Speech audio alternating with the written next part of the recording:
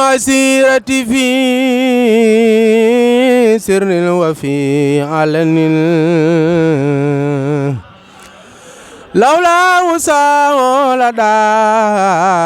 من خنبل البصر بجل مسيرتي في سر وفي علن لولا وسع لدى من خبل البصر ñambar ga tar na Seex Omar mooy bunu xataab ki man Badar gàcce ngalaama Jow Omar dex gaa ngi naan leen te dëtëm gàcce ngalaama Seex Omar yaay bun xataab ki man Badar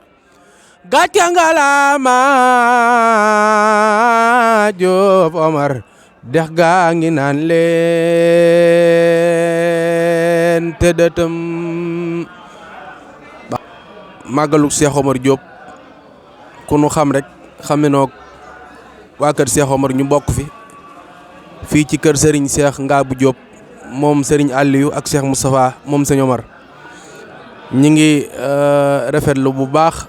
waa site bi nga xam ne ñooy STV ñu ngi leen di sant bu baax ci taxawaay bi ci njiital Serigne Moustapha Diang mi nga xam ne moom it ci kër gi la bokk maamam yaroo fii ci kër gi moom it muy taalibe sëñ bi ñi ngi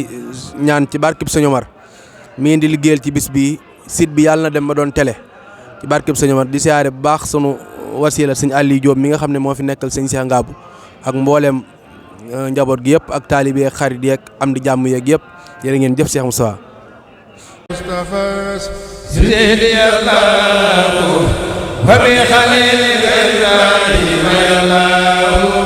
وبكلمك موسى